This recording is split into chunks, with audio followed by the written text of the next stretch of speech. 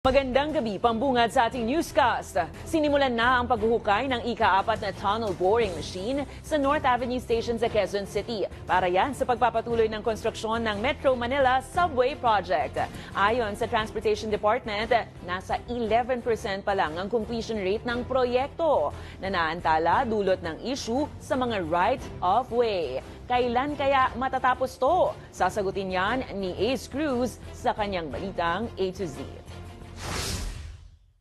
Muling nagbigay hudyat ang Transportation Department na tuloy na ngang muli ang paghukay para sa tila atras abanteng Metro Manila Subway Project. Sinimulan na kasi ang ika-4 na tunnel boring machine sa North Avenue sa Quezon City, bahagi ng konstruksyon ng kauna-unahang subway project ng bansa. Kitang-kita na ang lalim ng hukay, maging ang malalaking mga boring machine na ibinaba at ginagamit. Present sa seremonya nitong umaga, sina Transportation Secretary Jaime Bautista at ilang mga Japanese engineer na siyang contractor ng Contract Package 101. Ayon sa ahensya, posibleng abutin ng halos isang taon bago inaasahang magpang-abot ang tunnel boring machine mula Valenzuela Depot hanggang North Avenue. Isang northbound, isang southbound.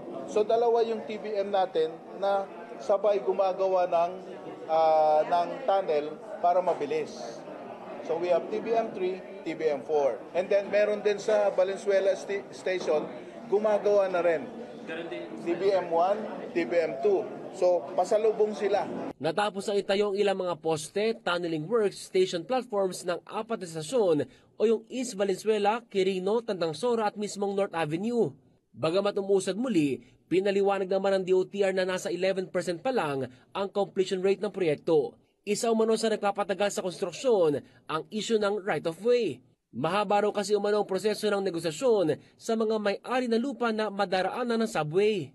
Each particular property has its own unique situation.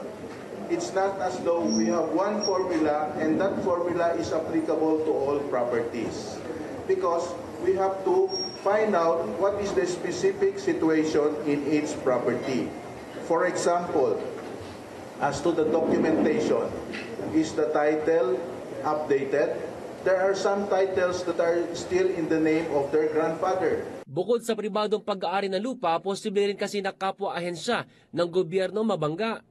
Isa sa mga problema namin, yung isang station natin ay may tatamaan na isang building, no, na pag-aari ng Department of Education, no? And that building is considered a heritage site, no? So kailangan important cultural property, no? And kailangan ayusin natin paano natin maililipat yung building or posibleng ilipat din yung station, no? Pero hindi naman daw malilihis ang naunang plano rito. Sa halip ay iatras lang ng bahagi ang istasyon. Gayunman, tiniyak ng DOTR na handa nitong gamitin ang umiral na batas para mas mapabilis pa ang mga negosasyon. Expropriation is different from confiscation. Expropriation is based on just compensation. So in other words, while negotiations are going on, we cannot wait on, we cannot continue to wait for so long in the negotiations.